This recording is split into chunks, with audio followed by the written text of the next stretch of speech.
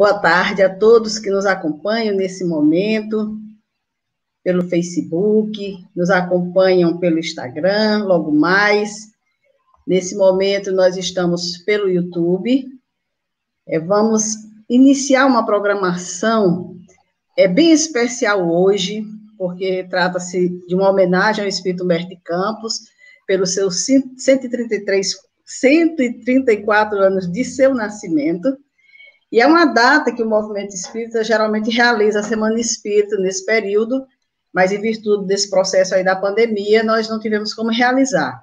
Então, pela manhã foi feito um colóquio em homenagem ao Humberto de Campos, lá na Praça do Cajueiro, promovido pela União Municipal Espírita, e nesse momento também está acontecendo uma palestra proferida por Eden Lemos no Facebook da UME. A partir de 10 de novembro de 2008, o dia 25 de outubro ficou instituído como Dia da Memória de Parnaíba, a ser celebrado anualmente. Então, existe uma lei, a Lei 2.449, que foi sancionada pelo prefeito José Hamilton, e entrou em vigor na mesma data. Então, é uma data que deve ser comemorada pelo município, não só pelos espíritas. Mas nós não poderíamos falar de outro tema nessa data, né? Não tinha como escolher um outro tema, senão homenagear esse espírito que trouxe uma imensa contribuição ao movimento espírita através das obras psicografadas pelo nosso querido Chico Xavier. E para falar sobre Humberto de Campos, o irmão X, nós convidamos o Osni Mores, que é professor universitário, trabalhou como doutrinador em reuniões mediúnicas entre 2010 e 2018, como instrutor do ESD 1 e 2, nos anos 2017 e 2018, no Lar Espírita Casa do Samaritano, em Teresina, e atualmente é palestrante, é hipnoterapeuta, ativista quântico estelar, instrutor de Mindfulness, é isso aí? Mindfulness. Eu não sou muito ligada nesse nome aí, não, mas legal. E facilitador xamânico e ufólogo espiritualista. Então, o Osni vai conversar conosco hoje sobre essa figura grandiosa do movimento espírita, que é Humberto de Campos, para quem nós passamos a palavra agora, dizendo que é um prazer enorme te receber nessa nossa sala virtual, Osni, porque assim, a gente não se conhece pessoalmente, né? Nos conhecemos de internet, de alguma programação que você já fez aqui em Parnaíba, mas é sempre um prazer a gente saber que, ao entrar em contato, o amigo está disponível, se coloca à disposição, e nós temos o prazer, nesse momento, de passar a palavra para que você nos fale sobre esse querido irmão Humberto de Campos, esse irmão. Fique à vontade. Dora, antes de mais nada, eu queria agradecer o convite, tá? Você é muito amorosa, muito simpática, tá? E leve o meu abraço a todos os irmãos aí da cidade de Parnaíba, uma cidade que eu amo de coração. Eu sempre vivo dizendo, no dia que eu me aposentar, eu vou morar em Parnaíba. Muito bom. Na verdade, falar de Humberto de Campos, né, num período de tempo de 1 hora, mais ou menos, é pouco para o tanto que ele já fez para a nossa querida doutrina espírita. Mas a gente vai tentar fazer aqui de uma forma sucinta. Humberto de Campos, ele nasceu, né, no dia 25 de outubro de 1886, na cidade de Miritiba, no Maranhão. E hoje essa cidade recebe o nome de Humberto de Campos, né? E Humberto de Campos, durante a sua infância, morou em São Luís. O pai dele tinha uma casa aí em Parnaíba, né, onde no livro Memórias, que ele publicou em 1922, ele se refere ao grande amigo de infância dele, o cajueiro de Humberto de Campos, né? Visita obrigatória para quem for a Parnaíba, conheçam, é um lugar de profunda paz e energia.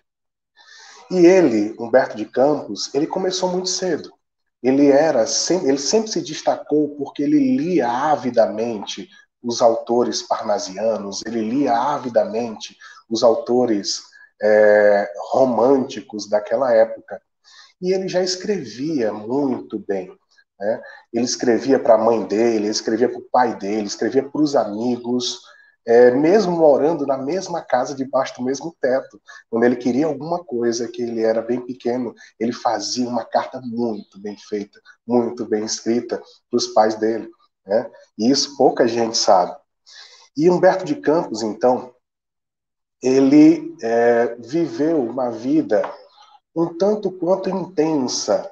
Só que hoje em dia as pessoas não conhecem o trabalho literário de Humberto de Campos em vida. Ele escreveu 40 livros. Só que desses 40 livros, né, 19 deles foram escritos póstumamente. Porque ele, para ganhar a vida, já que ele era um homem muito humilde, ele escrevia folhetins para os jornais. E esses folhetins, logo após a morte dele, em 1934, foram compilados pela Academia Brasileira de Letras e foram publicados. E Humberto de Campos é muito interessante, porque, por vezes, ele tem uma linguagem bem coloquial, bem difícil. Mas, por vezes, ele se faz entender com uma profundidade e com uma simplicidade apaixonante. Hoje em dia, muitos jovens, né, têm dificuldade de ler uma leitura muito difícil, ou têm dificuldade de ler grandes textos, porque nós vivemos no mundo da internet. Nós vivemos num mundo em que está todo mundo ali com o seu celular o tempo todo passando, passando, passando, e não conseguem ler mensagens maiores do que 4 ou 5 linhas. E a leitura de Humberto de Campos é muito aprazível e muito prazerosa para os jovens, né? Principalmente os jovens espíritas, exatamente porque tem um formato de folhetim, um formato de crônicas, onde, num curto espaço de tempo, 5, 6 páginas no máximo, ele consegue colocar um enredo de uma forma muito interessante. Ele cria as imagens dentro da nossa cabeça, né? Humberto de Campos, então, ele desencarnou muito jovem, com 48 anos de idade. Em 1920, ele foi nomeado para a cadeira número 50 da Academia Brasileira de Letras, né? E os livros dele foram compilados, quando em vida, compilados e publicados, na sua grande maioria, pela Academia Brasileira de Letras, que infelizmente não o promoveu como deveria, porque naquela época aqueles autores que escreviam em folhetim, eles não eram bem vistos, né? Porque eles tinham meio que um preconceito que se alguém escreve para folhetins de jornais, é alguém que não tem capacidade de escrever grandes romances ou aquela coisa toda. Mas hoje em dia a gente sabe que os folhetins são aquela leitura mais acessíveis, porque você consegue ter todo um enredo, você consegue ter início, meio e fim em um curtíssimo espaço. E é exatamente assim que Humberto de Campos se apresentou no plano espiritual. Ainda no ano de 1934, já desencarnado, ele foi apresentado por Emmanuel a Chico Xavier. Emmanuel chegou para Chico Xavier e disse: olha, eu vou trazer alguém aqui para você conhecer, né? E Humberto de Campos, então, foi levado a Chico Xavier. E Chico Xavier, né, ele disse em algumas entrevistas que ele deu que, com exceção de Emmanuel, porque ele navegava nas novelas e nos romances de Emmanuel, se sentindo muitas das vezes um personagem ali dentro, né, ele dizia que as leituras mais prazerosas eram as leituras de Humberto de Campos. E isso é uma grande verdade. Humberto de Campos, então, ele começou a psicografar através de Francisco Cândido Xavier, e o seu primeiro livro foi Crônicas do Além-Túmulo. E esse livro, Crônicas do Além-Túmulo, eu costumo dizer que Humberto de Campos ele já chegou chutando a porta, né? Porque no mesmo livro ele compilou mensagens, crônicas contendo Judas Iscariotes, Sócrates, Tiradentes e Simão Pedro. Então foi aquele alvoroço, né? Foi aquele alvoroço. Desde que Chico tinha escrito o Parnaso do Além-Túmulo, né? Já foi aquela coisa toda. Chico foi acusado de plágio, aquela coisa toda. Né? Imagina Chico fazendo crônicas, né? Falando de encontros no plano espiritual de alguém com Judas. E naquela passagem lindíssima lá do Crônicas do Além-Túmulo, quando Humberto de Campos se aproxima na Jerusalém e encontra aquele homem pensativo, olhando, mergulhado nos seus pensamentos, e ele percebe que é Judas Iscariotes. E ele se aproxima, investigador como ele era, repórter com sua veia jornalística, e já chega logo perguntando, fazendo perguntas, fazendo questionamentos. E Judas Iscariotes, então, nesse livro, nos dá uma lição muito, muito interessante. Ele disse: eu já me redimi, eu já consegui pagar todo o mal que eu fiz. E Jesus, ele me aceitou em seus braços. E ele fala uma coisa muito intensa, né? Hoje em dia, ele faz um paralelo com o cotidiano. Hoje em dia, quantos aí vendem Jesus por muito menos e não se arrependem, né? Então fica uma entrelinha para a gente pensar. Quantos hoje em dia vendem Jesus por muito menos e não se arrependem, né? Ele entrevista Sócrates, Tiradentes, Simão Pedro, aqui mesmo no Brasil, nesse livro, Crônicas do Além-Túmulo, quando Simão Pedro estava em uma missão auxiliando o espírito Ismael, né? Auxiliando o espírito Ismael em uma determinada missão, e ele vai lá com a veia jornalística e já chega perguntando, né? Então, nenhum outro escreveu como Humberto de Campos, né? Ele sai perguntando e fazendo questionamentos sobre a atualidade, aquela coisa toda. E por falar em Ismael, né, pela primeira vez se ouviu falar de Ismael, o dirigente do nosso país, do nosso Brasil, foi através de Humberto de Campos. Lá no livro Brasil, Coração do Mundo, Pátria do Evangelho, um livro delicioso de ler, né?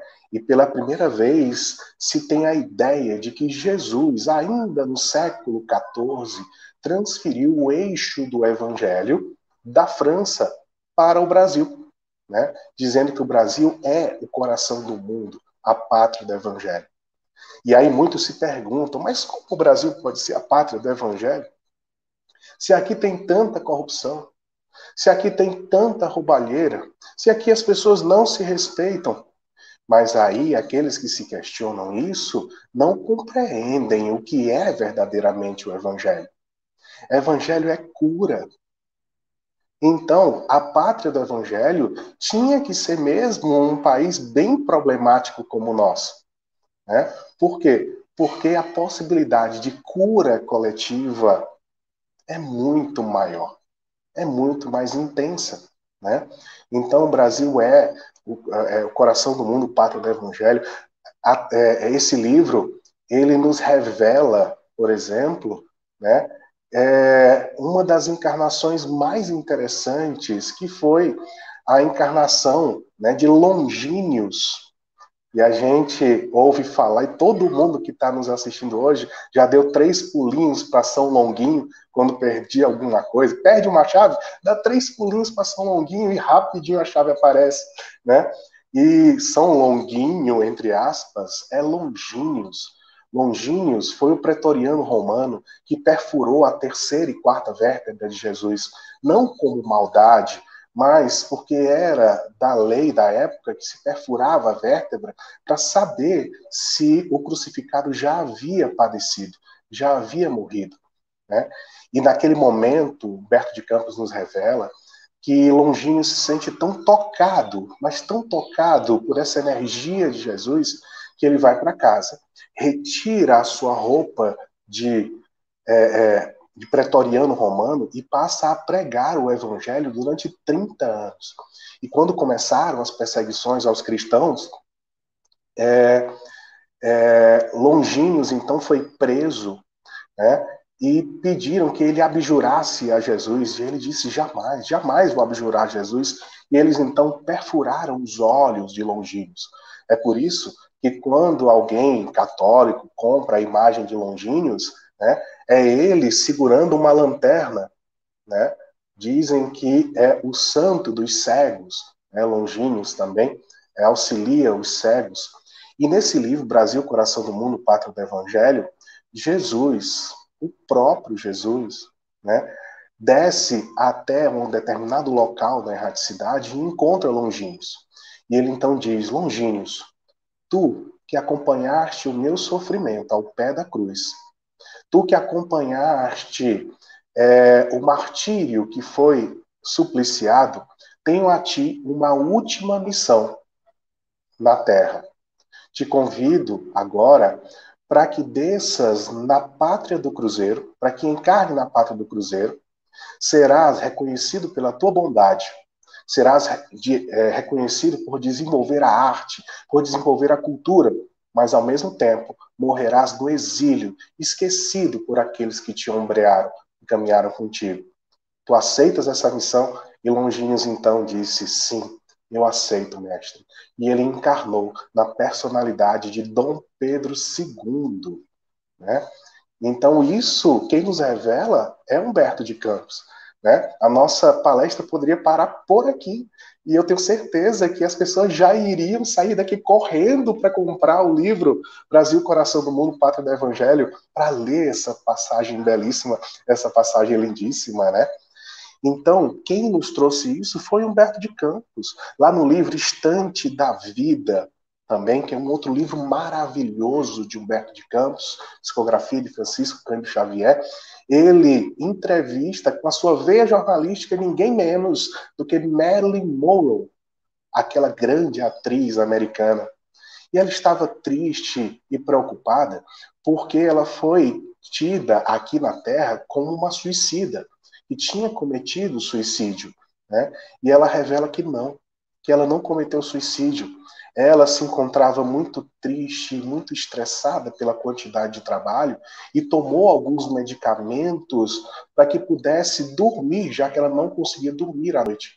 E esses medicamentos, infelizmente, passaram da dose devida e fez com que ela tivesse uma parada cardíaca. Quem revela isso? Humberto de Campos, né? Com a sua veia jornalística, quem nos traz isso. Então é fundamental que a gente leia esses livros de Humberto de Campos. No próprio livro O Estante da Vida também é muito interessante uma passagem em que um homem, né, muito católico, um homem que se diz muito temente a Deus, ele desencarna e deixa na terra a mulher e 3 filhas. E depois de trabalhar muito no plano espiritual, de angariar muitos bônus horas, ele foi concedido a ele, né, a possibilidade de retornar à sua casa e reencontrar sua família. Nossa, ele vem radiante, ele vem ansioso, mal podia esperar para encontrar suas filhas, para encontrar sua esposa. E quando ele chega feliz da vida e se aproxima da filha mais velha, ele percebe que a filha mais velha é dotada de uma mediunidade ostensiva e consegue visualizá-lo. E quando a filha visualiza ele ali, quando ele vai para abraçar a filha, dizer: minha filha, eu te amo, eu estou vivo. A filha começa a gritar: sai de perto de mim, Satanás, sai de perto de mim, Satanás. E ele fica então muito triste, porque perdeu uma grande oportunidade de educar as filhas com o conhecimento do mundo espiritual, né? E quantos nesse momento, quantos pais, quantas mães estão retornando do plano espiritual para visitar as suas casas e ficam ali escondidos com medo de se apresentar, né, diante da mediunidade, já que a mediunidade não é uma prerrogativa dos espíritas, é de todas as pessoas, umas mais ostensivas, outras não, né? E quantos pais não se apresentam para os seus filhos porque os filhos tiveram uma educação religiosa que diz que tudo se acaba com a morte e que o pai ou a mãe que volta depois para rever os seus filhos não passa de uma alma assombrada ou qualquer coisa parecida ou semelhante, né? Então, Humberto de Campos nos traz essa passagem maravilhosa, maravilhosa, né? Nós temos também o livro Luz Acima, onde ele narra várias passagens, né, do próprio Evangelho, né, das passagens de Jesus, Eu costumo dizer que se você quiser conhecer as passagens evangélicas, como elas realmente se deram, né? Leia Emmanuel, leia Humberto de Campos, né? E leia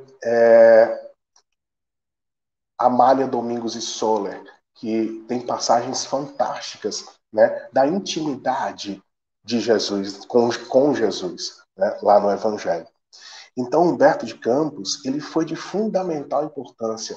Ele desempenhou mesmo o seu trabalho de entrevistador. Ele desempenhou mesmo o seu trabalho de repórter do além-túmulo, trazendo coisas que até hoje, né, muitos ainda desconhecem. Mas quando estudam as obras de Humberto de Campos, parece que a mente se abre, parece que a nossa consciência desperta, né? É uma leitura muito, muito, muito importante mesmo. E nós poderíamos falar de vários livros, né, de Chico Xavier, com Chico Xavier, já que ele psicografou 15 livros com Chico Xavier, né, Humberto de Campos, mas nós não podemos deixar de citar especificamente o maior de todos, na minha modesta opinião, aquele livro, né, que é leitura fundamental, e eu já devo ter lido esse livro. Nos últimos 20 ou 25 anos de doutrina, eu já devo ter lido esse livro pelo menos umas 20 vezes. Porque sempre que eu quero sentir Jesus, sempre que eu quero fechar os olhos e visualizar, criar na minha tela mental a imagem daquele Jesus amoroso, eu vou, visito a Boa Nova. Como falar de Humberto de Campos sem falar da Boa Nova? Como falar de Humberto de Campos, né, sem citar esse livro magistral, esse livro maravilhoso que é a Boa Nova? Eu acho que poucos livros me impressionaram tanto, né, como a Boa Nova. Várias passagens do Evangelho estão ali de fundamental importância. Podemos citar, por exemplo, uma das encarnações de Joana de Ângeles, que está nesse livro como Joana de Cusa, né? Cusa era o secretário particular de Pôncio Pilatos. E Cusa, então, era um homem muito arrogante, muito vaidoso, e Joana, a esposa, já havia conhecido a palavra de Jesus, já conhecia aquela energia, né, do Evangelho de Jesus. E ela, então, procura Jesus numa determinada noite e tem um colóquio com Jesus, dizendo: olha, meu esposo, ele é arrogante, ele é violento, né? O que que eu faço, Jesus? O que que eu faço em relação a isso? E Jesus disse: Joana, apacienta o teu coração, vai para casa e ama o teu esposo, porque a virtude está nas diferenças. E ela então volta para casa, e quanto mais o esposo é estúpido e violento, mais ela o ama com docilidade e harmonia. Até que um dia o esposo desencarna. E quando o esposo Cusa desencarna, ela então, junto com os seus 2 filhos, né, começa a estudar o Evangelho, a estudar o Evangelho às escondidas naquela época. E ela, para garear dinheiro, porque ela negou todos os bens que eram do seu marido, porque eram fruto de corrupção, eram fruto de roubo, de qualquer outra coisa ilícita, ela resolveu trabalhar como babá das outras mulheres, né, que trabalhavam para o Império Romano. E como babá das outras mulheres, ela começou devagarinho ali a falar do Evangelho. A falar do Evangelho para aquelas crianças. Até que um dia as mães souberam, porque os filhos, querendo ou não, terminavam falando de amor, de caridade, de bondade, do reino dos céus, né? Souberam e entregaram Joana para que ela fosse martirizada no circo romano, porque já haviam começado as perseguições, né? E ela então foi levada ao circo romano para que morresse junto com os 2 filhos. E é muito interessante, né? Porque Divaldo narra essa passagem com maestria, dizendo que ela estava ali prestes a ser morta no circo romano, a atear em fogo no corpo dela, né? Quando o carrasco se aproxima dela, né? Dizendo assim: abjura do teu Jesus, e eu te livrarei, a tu e aos teus filhos. Abjura, nega esse teu Jesus. E ela disse: não, Jesus nunca negou a si próprio, e eu também não negarei. E ele, no momento de raiva, aquele carrasco, então, ele diz: que Deus é esse que não te ensinou a sofrer? E ela responde: é o mesmo Deus que me ensinou a te amar. Olha que resposta linda, né? E aí, o Divaldo narra, né, que enquanto o carrasco dizia abjura, abjura, os dois filhos estavam ali do lado dizendo: abjura, mamãe, pelo amor de Deus, nós vamos já morrer. Nega Jesus, mamãe, nega, nega. E ela: não nego, não nego, né? E morreram então os três no circo romano. E Divaldo diz que os dois filhos que estavam ali, né, era ele próprio e o tio Milton, né, tio Newton, que era sócio dele lá na Mansão do Caminho, né? Imagina só, por isso que eles dois ainda estavam por aqui na Terra, enquanto Joana já estava em altiplanos, né? Já estava num plano muito, muito superior e mais consciente, né? Então, tem passagens belíssimas desse livro, né? Quem não lembra daquela passagem monumental, o último capítulo da Boa Nova, que fala de Maria, e que nos apresenta uma Maria que nós não conhecíamos.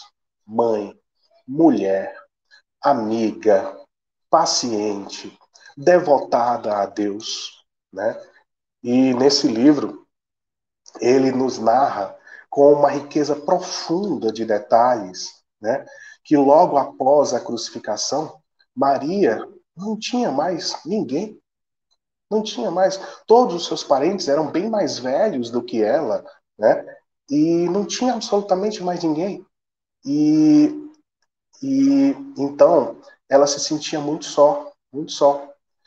E João, o apóstolo, né, havia se estabelecido na cidade de Éfeso. E lá na beira do mar de Éfeso, ele havia ganho uma casa de um homem muito rico que ele havia curado lá, né? E quando ele se estabeleceu na cidadezinha de Éfeso, ela então, ele então lembrou que quando estava abraçado com Maria aos pés da cruz, Jesus disse: filho, eis aí a tua mãe. Mãe, eis aí o teu filho. Então João se lembrou e voltou até Jerusalém, até Nazaré, para convidar Maria para morar com ele na casinha de Éfeso. E Maria, então, foi morar com João. João trabalhava durante o dia na igrejinha, na cidade de Éfeso, enquanto Maria ficava naquela casa. Era uma casa que ficava próximo de uma estrada, né, de uma grande encruzilhada, onde passavam muitos viajantes. E ao fundo, o mar de Éfeso estava ali. E Maria, então, ela entendeu que se até hoje Deus trabalha, ela também deveria trabalhar. E ela resolveu montar um pequeno grupo de evangelização para evangelizar crianças lá na casinha de Éfeso, né? Muitas dessas crianças, segundo o livro Estrela Sublime de Irmã Sheila, né? Muitas dessas crianças nós conhecemos hoje como espíritos de escola, como, por exemplo, ela mesma, Irmã Sheila, foi uma das crianças. O pai dela, Dr. Fritz, também foi uma das crianças que é, que foram evangelizadas pela própria mãe de Jesus por Maria, né? Dr. Hans também é outro que foi evangelizado lá. Então, Maria, ela tinha um trabalho muito intenso, e quem nos revela isso foi Humberto de Campos. E ele nos revela também que o tempo foi passando, tempo foi passando, e que teve uma vez que um homem, né, estava com muita lepra no corpo, chagado de lepra. Ele cai próximo da casa e Maria o acolhe e coloca ele, então, numa esteira, dá a ele um caldo reconfortante, dá a ele, né, onde ficar. E ele dorme, e no dia seguinte ele acorda completamente curado da lepra. E ele então saiu dali gritando: essa é a casa de Mãe Maria, a mãe de Jesus. E aquela casa lá em Éfeso, né, tem até um monumento hoje onde ficava a casa de João, né? Aquela casa ficou conhecida como a casa de Mãe Maria. Olha só. E o tempo passa. E Maria tem notícias de tudo, porque muitos são os viajantes que passam ali por aquela estrada e dão notícias do que se passa no Império. E ela ficou profundamente triste, profundamente, num estado quase que depressivo, quando soube que um imperador, lá na sede do Império Romano, completamente lunático, havia tocado fogo em Roma, Nero, e acusado os cristãos. E os cristãos então começaram a ser recolhidos nas ruas e levados às feras do circo romano, a morrerem, né, é, por animais famintos, tigres, leões que vinham da Namíbia, da Núbia e tantos outros países africanos que passavam semanas sem comer, né? Outros morriam queimados, e aquela turba, né, de romanos que festejavam e comemoravam aquilo tudo. E ela ficou profundamente triste por saber que pessoas estavam morrendo em nome do seu filho amado. E ela cai numa tristeza profunda. Maria nunca mais foi a mesma. Então, Humberto narra que um belo dia ela está ali sentada, olhando para o mar de Éfeso, no fim da tarde, chorando profundamente, com saudade do seu filho amado. Quando um homem encapuzado se aproxima, senta ao lado dela e começa a falar das bem-aventuranças. Começa a falar da boa nova, começa a falar do reino dos céus. E ela reconhece aquela voz doce e suave. E ao reconhecer aquela voz, ela pegou nas mãos e viu as chagas daquele homem e disse: meu filho, ansiou levantar-se para se ajoelhar aos pés dele. E Jesus então disse: não, minha mãe, se alguém tem que se ajoelhar aos teus pés, esse alguém sou eu. Ela tentou levantar mais uma vez. E Jesus disse: minha mãe, eu vim te buscar, pois tu serás o anjo no reino das aflições. No mundo em que eu te levarei, acolherá e enxugará muitas lágrimas. Ela tenta levantar, rodopiou pelos tornozelos e caiu. Ela teve uma espécie de derrame, ou AVC, ou qualquer coisa. As pessoas que passaram viram Maria caída e chamaram João lá na igrejinha de Éfeso. E João, então, durante 3 dias e 2 noites, fica ali ao pé de Maria, até que ao final do terceiro dia, ela se desdobra e se desvincula do seu corpo físico. E Humberto de Campos narra que Maria, ela viu aquela luminosidade, aqueles milhares de espíritos que estavam ali, e um deles vai até ela e disse: Mãe Maria, viemos te buscar em nome do teu filho Jesus, porque tu serás, como ele prometeu, a estrela mais sublime do reino dos céus. E por espanto de todos, Humberto narra que ela disse: não posso, né? E eles se entreolharam assim, né? E ela então fecha os olhos e é transportada até o mar da Galileia. E lá, naquele mar da Galileia, ela angaria forças e mais forças para fazer o que ela faria depois, porque ela fecha os seus olhos novamente e é transportada para as ruas de Roma. Ela reconhece pelo mármore branco daqueles que contavam notícias de Roma, ela reconhece então que ela estava em Roma. Fecha os olhos mais uma vez e é transportada para o calabouço do circo romano. Lá, homens, mulheres, crianças, pessoas de todas as idades, nem sabiam por que estavam ali.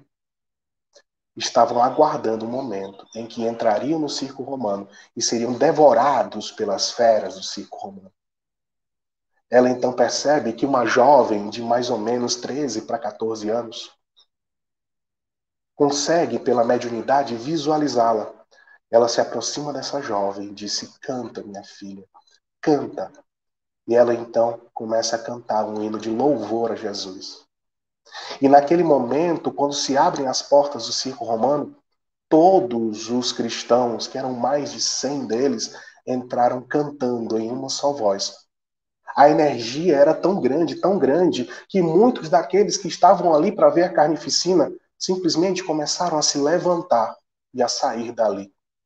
E o imperador, que estava ali, furioso, vendo que as pessoas se levantavam para sair, disse: soltem as feras! E naquele momento, as feras são soltas e os tigres, leões, panteras começam a rasgar as carnes daqueles cristãos que ali estavam. Quando todos haviam desencarnado, Maria, então, um a um, começa a recolher as almas. Recolher as almas.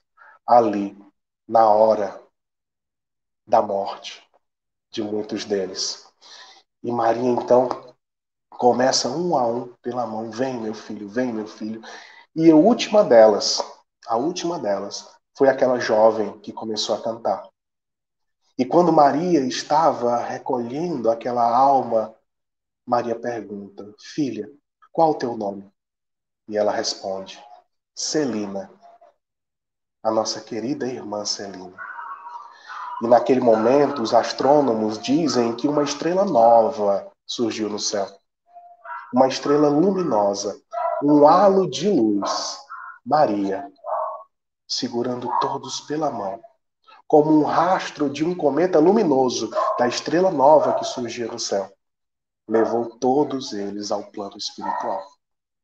Então, quem mais poderia narrar essa passagem com tamanha beleza e com tamanha honestidade, a não ser Humberto de Campos? Quem mais traria em pouquíssimas páginas tanta riqueza de detalhes, se não Humberto de Campos? Aquele poder de síntese é absolutamente impressionante. Não é à toa que hoje, dentre os jovens espíritas, Humberto de Campos é o mais lido, porque é uma leitura fácil, rápida, agradável e extremamente prazerosa e cheia de detalhes. Quem mais poderia fazer isso? Assim como Jesus escolheu Kardec pela sua capacidade intelectual, discípulo de Pestalozzi, falava 6 idiomas, 31 obras lançadas na área da pedagogia, da física, da matemática, um tratado de matemática do Kardec hoje, do Hippolyte Léon Denis Arrivaille, é estudado no doutorado do ITA, para vocês terem noção.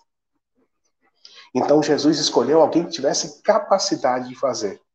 Assim como a espiritualidade escolheu Humberto de Campos, pela capacidade que ele tem de narrar com uma riqueza de detalhes impressionante e o seu poder de síntese impressionante notícias do plano espiritual. Então, eu digo a vocês, Humberto de Campos é leitura obrigatória se você quer conhecer o plano espiritual, né? Eu costumo dizer assim, que se você quiser fazer uma graduação em Espiritismo, né, uma graduação em Espiritismo, leia Humberto de Campos e leia André Luiz, A Vida no Mundo Espiritual. Você vai saber tudo o que ocorre e como ocorrem os principais conceitos. Se você quer fazer um mestrado em Espiritismo, né, leia Joana de Ângeles, As obras de Joana de Ângeles, hoje, são estudadas no mestrado e no doutorado da PUC São Paulo de Psicologia. Né? Se você quer fazer um doutorado em Espiritismo, leia Emmanuel.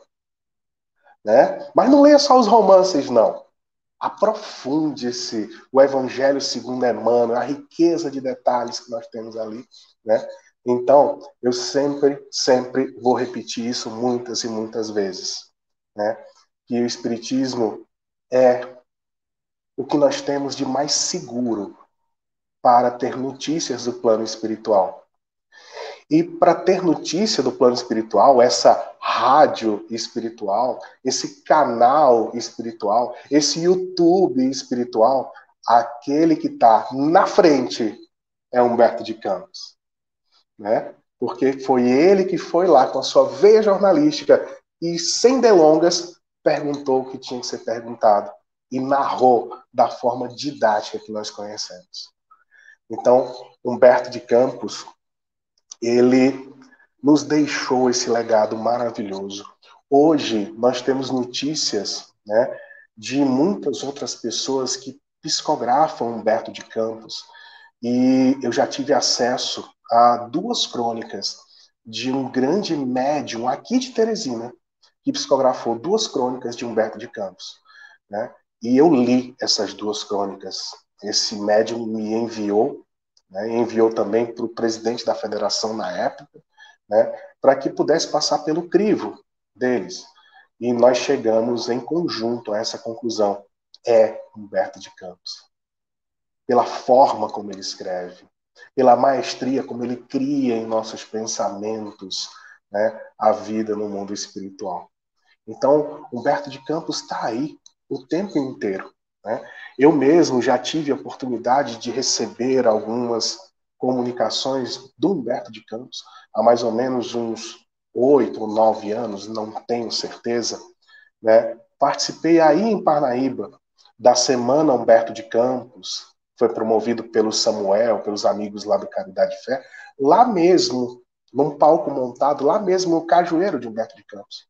E no meio da minha palestra, quem estava lá, muitos viram, não foi só eu, pelo menos uma meia dúzia de pessoas, né, conseguiram visualizar no meio da palestra, passando alguns nos meios da cadeira, outros atrás, alguns personagens, né, do Brasil, Coração do Mundo, Pátria do Evangelho. Eu, particularmente, visualizei com muita nitidez Dom Pedro II e o Conde Deu, que era o esposo, era o genro de Dom Pedro II. Né? E muitos deles estavam, ou seja, Humberto de Campos, hoje, ele faz parte de uma pleiade de espíritos coordenados pelo próprio Ismael para auxiliar a evolução coletiva do nosso país, da nossa pátria do Evangelho. Humberto de Campos hoje auxilia como um grande redator muitas comunicações e livros psicografados de outros autores espirituais, como Emmanuel também fazia antes de reencarnar no ano 2000. Então, são um grupo, uma egrégora de espíritos vinculados ao nosso país de uma forma muito linda, auxiliando nessa transição planetária. Eu confio sim que o Brasil é o coração do mundo, a pátria do Evangelho. Eu confio sim que aqui é onde devemos estar, por sintonia. Os espíritos mais doentes são aqueles que mais precisam de Evangelho, são aqueles que mais precisam amar. Eu acredito sim que o nosso planeta é o coração do mundo. O nosso país é o coração do mundo. Nenhum outro país tem a facilidade de absorver o Evangelho de Jesus como o nosso país. Nenhum outro país tem tantas obras espíritas psicografadas como o nosso país. São mais de 7.000 obras de autores confiáveis aqui em nosso país. Então, nós que estamos passando do mundo de provas e expiações para o mundo de regeneração, nós que já estamos com os 2 pés dentro do mundo de regeneração, nós precisamos compreender, meus amigos, que no mundo de regeneração só herdarão os mansos e humildes de coração. No mundo só vai herdar a terra aqueles que tiverem sintonia com o Evangelho. E muitos acham que o Evangelho são aqueles 4 livros que estão escritos lá no Novo Testamento, e nós sabemos que não. Todos eles foram escritos após a crucificação. O último deles, o Evangelho de João, o mais fiel, na minha opinião, escrito no ano 98, na ilha de Patmos. O Evangelho, meus amigos, é e sempre será o próprio Jesus. Porque Evangelho é ação. Evangelho é arregaçar mangas. Evangelho é praticar a caridade. Se a palavra edifica, o exemplo é arrebatador. De nada adiantaria eu estar falando aqui para vocês sobre caridade, amor, perdão, sair daqui, virar a esquina e maltratar o frentista no posto de gasolina, o garçom que me serve uma água num copo que não está perfeitamente limpo. Isso não é evangélico. Isso não é evangélico. Então, nós precisamos entender que evangelho é ação. E tudo que Humberto de Campos nos traz através das suas histórias, através das suas crônicas, são exemplos de ação a serem seguidos. Porque como é que eu vou saber como agir? Como é que eu vou saber como agir? Leia as obras espíritas. Leia o Pentateuco de Kardec, que é o nosso porto seguro. Leia Humberto de Campos. E aí nós entenderemos, nós compreenderemos como bem proceder diante dessa transição planetária que nós estamos vivendo. Jesus é o evangelho vivo no macrocosmos do nosso planeta. E tudo que ele quer é que nós sejamos evangelhos vivos no microcosmos do cadinho das nossas lutas diárias. Na nossa casa, no nosso trabalho, no condomínio que a gente mora, com a nossa vizinhança. E evangelho é exemplo. De nada adianta falar, nós precisamos agir.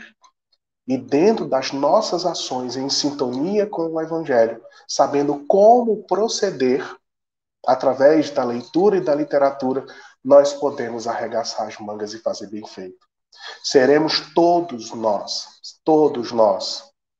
quando nos apegarmos e vivenciarmos o Evangelho, seremos todos nós herdeiros desse planeta. E no mundo de provas e expiações, nesse momento de transição planetária, em que muitos estão sendo exilados em outros orbes, como aconteceu com os exilados de Capela aqui na Terra, há aproximadamente 26.000 anos atrás, muitos de nós também podemos permanecer aqui, mas só vai herdar a terra quem estiver em sintonia com o Evangelho de Jesus. Jesus é e sempre será o nosso modelo e guia. Kardec é o decodificador da mensagem de Jesus, porque naquela época o espírito humano ainda engatinhava, saindo da selvageria e não conseguia compreender as parábolas. E Kardec apertou a tecla SAP. Kardec apertou a tecla SAP. Ele nos traduziu como devemos vivenciar o Evangelho. Assim como Jesus não veio destruir as leis, Kardec ele não veio para destruir o Evangelho, ele veio para potencializar o Evangelho, transformando em ações diárias de caridade. E os continuadores de Kardec, notadamente o nosso bem-amado Francisco Cândido Xavier, nos mostram como vivenciar na atualidade o Evangelho de Jesus. Então, vamos estudar. E fica aqui a máxima do nosso querido Emmanuel: Espíritas, amai-vos. Esse é o primeiro mandamento. O segundo, instruí-vos. Não esqueçamos disso. Certinho, Dora?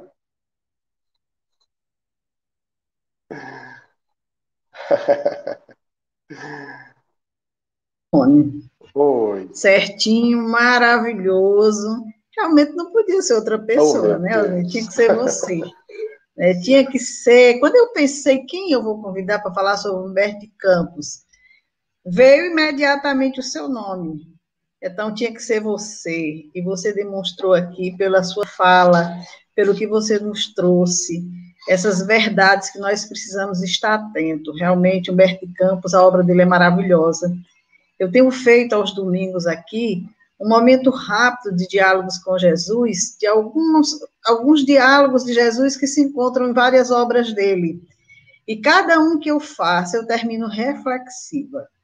Como Humberto de Campos consegue trazer para nós, naquela vivência de Jesus, naqueles ensinamentos, reflexões tão profundas. Então, fica o convite, realmente, para que quem não conheça as obras ainda, procure conhecer, procure estudar, procure conhecer esses relatos que Humberto de Campos traz, tantas obras maravilhosas que tem.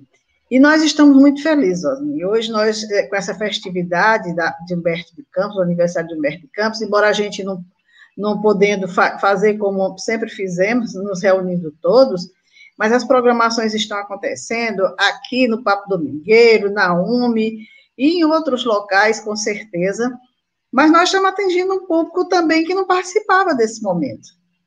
Né? Não ia para o Cajueiro, não participava nas casas espíritas, hoje nós estamos com essa possibilidade, através desses meios aqui, né? Que maravilha. Isso é muito bom. E se Deus quiser, espero que em outros momentos a gente possa contar com você para outros temas, para outras falas, né? Para a gente levar adiante. Para mim será sempre um prazer. Espero que esses encontros não sejam somente virtuais, né? Eu quero poder abraçá-la pessoalmente, conhecê-la pessoalmente, né? Vamos marcar um café aí. Se Deus quiser, teremos essa oportunidade. Aí em Paraíba, tá bom? Certo. Estamos torcendo para que passe isso, porque nós estamos muito distantes. Já voltamos às atividades da casa, mas muita gente ainda não voltou. Mas, assim, eventos grandes a gente não pode fazer, momentos assim a gente não pode ter, mas eu acredito que, se Deus quiser, logo mais a gente vai estar retomando o ritmo, fazendo tudo aquilo que a gente fazia antes, agora com mais zelo, com mais cuidado, com mais atenção, né? Porque nós já vivenciamos um aprendizado daqueles. E eu tenho aqui um pessoal que está nos acompanhando, que é a Yaci, o Marçal também está aqui conosco, ele diz, boa tarde, Dora, Osni, muito feliz com essa apresentação, pois o Osni é um estudioso do assunto, parabéns. É o muito Marçal, querido, um grande nosso abraço, amigo Marçal. A Yaci também dizendo, que informações maravilhosas, porque são informações realmente, ela complementa dizendo, livro emocionante. Também acho ele um dos melhores que tive a oportunidade de ler. Nós temos aqui o tio Fran, desejando paz e luz, uma boa tarde para todos. Temos a Silene Dalva Silva Guida, dizendo, essa parte do Evangelho é linda. Boa tarde. Você trouxe um momento muito especial do Evangelho, que não pode faltar, né? Principalmente na obra de Humberto de Campos. A Sônia Simonete Dota. Olá, Dora e Osni, que Jesus os ampare nesse valioso trabalho. Vamos continuar, amigo, graças a Deus. E ainda a Silene, que lindo. A Jacira Alves dizendo, perfeito naquilo que tem que ser. Jesus os abençoe. A Luane desejando boa tarde. A Ceissa também, já boa noite. O Emanuel Rocha Reis, que também é um professor, e com certeza ele conhece, porque vibrou quando viu o seu nome sendo convidado para o trabalho. E assim, Osni, nós encerramos esse papo domingueiro, desejando, assim, muita paz para todos aqueles que estão nos assistindo, que essas reflexões possam ficar em nós, né, que a gente possa despertar um pouco para esse nome. Aqui na nossa cidade, eu fico vendo aquele cajueiro tão bonito, tantas pessoas que não sabem nem do que, principalmente alguns mais jovens, né, não sabem nem do que se trata ali aquele cajueiro, porque aquela área cercada, fechada daquele jeito, quando tantas pessoas vêm de fora para conhecer, né, porque conhece através da obra, dos relatos de Humberto de Campos. Eu também acredito que, pelo menos num dia como hoje, muito bom a gente falar sobre ele, relembrar, porque é um nome muito importante do nosso movimento espírita. Então, eu passo para você, para as suas considerações finais. Nós estamos chegando ao final do nosso momento. Bom, queria agradecer a todos vocês, levar o meu abraço a todos os amigos de Parnaíba, né? Eu os amo profundamente, né? Rogando ao nosso Mestre Jesus que possa abraçar a todos, amparar a todos, e ao nosso querido Humberto de Campos, que esteja com cada um de vocês que abrirem o livrinho dele para fazer uma leitura edificante. Tá bom? Um grande beijo a todos, gratidão por estar aqui. Estou sempre à disposição. Fiquem com Deus. Muito obrigado. Nós é que agradecemos bastante, somos muito gratos pela sua presença, pelo trabalho que você realizou nessa tarde. E vamos encerrando aqui o nosso Papo Domingueiro. Nós estamos no nosso horário, agradecidos a todos que nos acompanham, aqueles que estarão vendo, porque muitos nesse momento, às vezes o horário não dá certo, mas vai ficar aí gravado no YouTube, no Facebook, logo mais nós vamos colocar no Instagram, para que as pessoas que não tiveram a oportunidade depois estejam acessando o conteúdo, que foi muito valioso, foi muito bom. Então, boa tarde, muito obrigada pela presença de todos vocês e até o nosso próximo Papo Domingueiro. Muita paz a todos. Tchau.